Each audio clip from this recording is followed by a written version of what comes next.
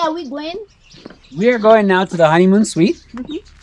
And on top of the Honeymoon Suite, to the Scenic Viewpoint of our very iconic tower.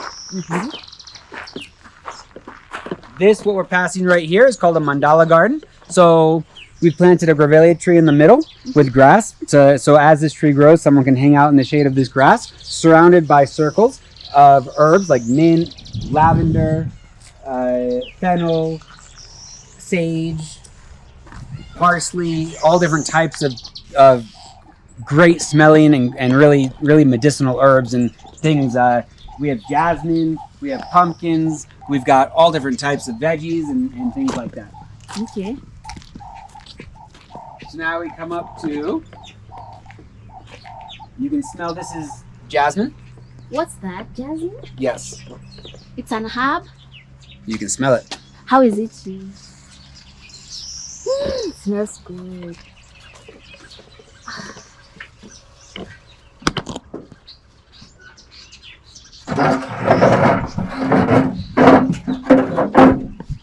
So this is our honeymoon suite, and the cool thing about this room is that it's a bit separate from the rest of Bomanoma, but it's still within our premises. So you still have access to all the amenities, you still have access to all the cool things that we offer, but it is a bit more private. And you have your own space and you have your own area to kind of hang out and do whatever you want to do. What's unique about it? Well, you have the access to the scenic viewpoint right above you. So as the sun goes down, you can take up a bottle of wine, or you can do yoga as the sun comes up. You're surrounded by an organic farm, so you get the smell of all the herbs and all of the medicinal plants that we have, the sage and the lavender and the rosemary and the mint, and it's just a very unique kind of setting to be here with the view of Bomanoma a bit farther away. Yeah. I like it. Yeah. And now if we go up to the very top, oh, it's just a very basic room, but it stays very warm at night and it's very cozy. The Wi-Fi still reaches here, so you still get Wi-Fi access and electricity, but it's just a bit more private. You know, for people, some people like to be social and around a lot of other people, and some people prefer a bit of seclusion. And this is for people who might prefer the seclusion. Okay. And the layout of the honeymoon suite is included in the website? Yes. Okay. Absolutely. Okay. And above the honeymoon suite is our scenic viewpoint, which we will now climb up to. Are you ready? Okay. Let's go. Just watch your head here. That's the only place you have to watch out for. Yeah.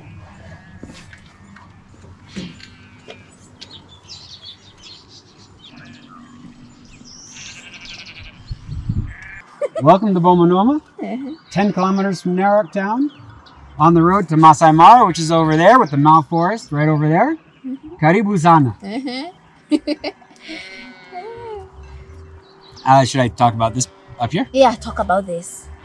So up here is our scenic viewpoint, and from here you can see not only the layout of Bomanoma, as you can see the cottages are over here and the gazebos, but also the layout of the organic farm. So as we're planting and implementing permaculture design and regenerative agriculture, it definitely is a benefit to be able to come up here and get a bird's eye view, literally, of where things are placed throughout the farm.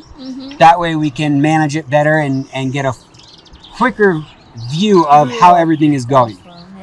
From up here, it's just a different angle, and you get to see more of a larger perspective of not only the layout, but how everything is intertwined within our homestead. And it's an awesome place because whether it's sunrise yoga as the sun's coming up from over here, or so you do yoga in sunrise, like you bring up a yoga mat and our guests do yoga up here, Okay. or as the sun goes down over here, you get a beautiful sunset and you can have a beer or a glass of wine with your significant other. Yes. It's an awesome place to just be able to come up here and relax. You get this nice breeze. Obviously today it's a bit cloudy, but usually it's very sunny, but this breeze that comes every day, all day, and you just get a beautiful view from up here. Like I said, the Mau Forest over that way, Loita Hills and Loita Plains going this way, and then Masai Mara all the way out that way.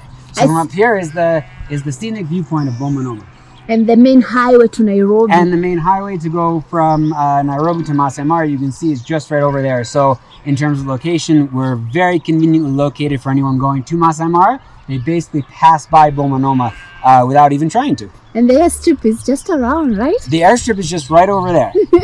Yep. Oh, amazing. Yep. I see you also keeping bees. Yeah, we have 14 beehives, which you can see is in this forest here. All these trees they're called Ololeshwa trees, but in English, they're wild sage. All of these trees that are a bit white, they smell just like sage. And we're actually in a village called Ololeshwa, named after this tree because this tree grows so indigenously here and is so prevalent here. So within that forest of Ololeshwa wild sage trees, we have 14 beehives.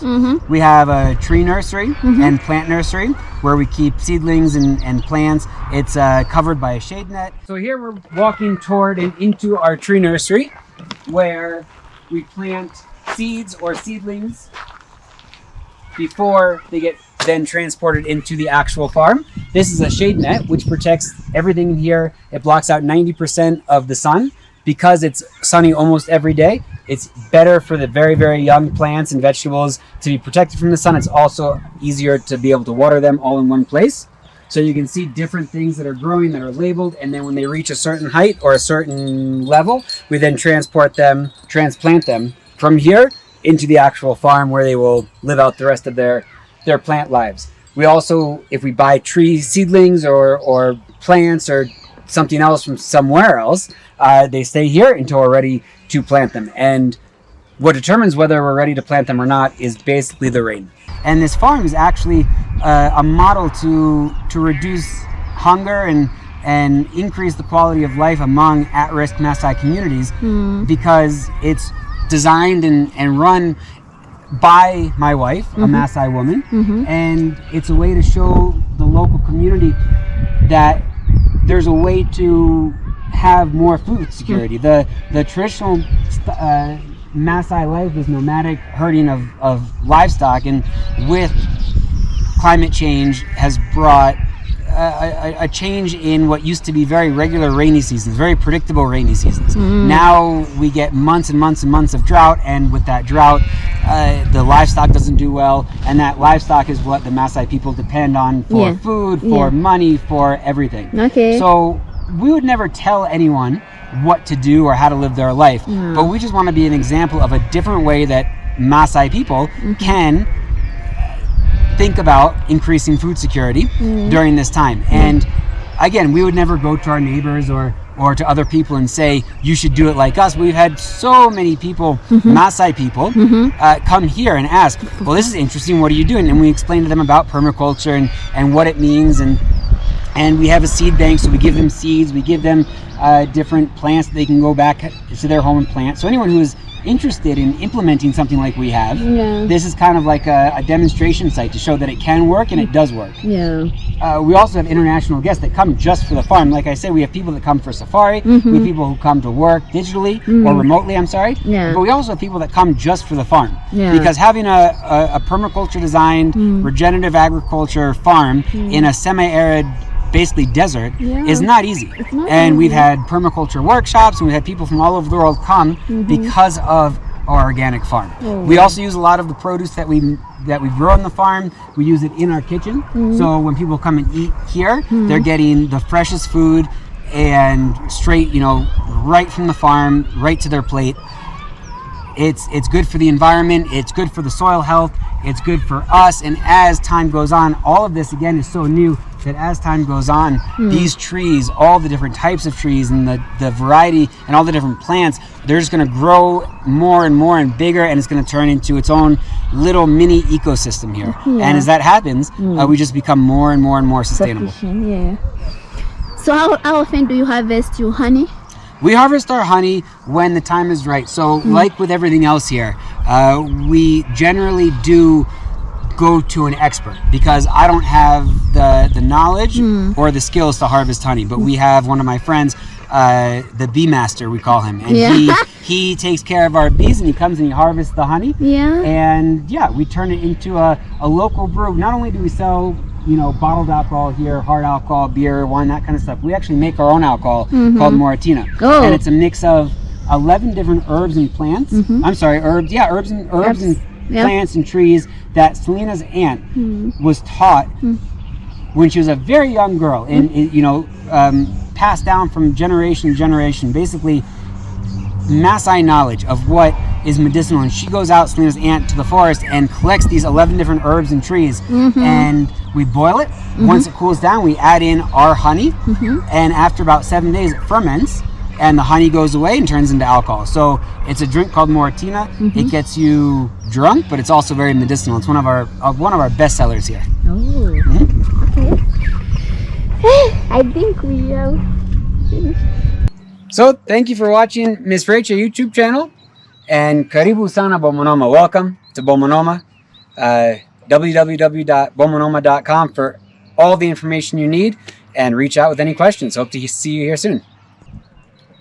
For special Miss Rachel discounts, check the link in the description of this video, and I think you'll be happy.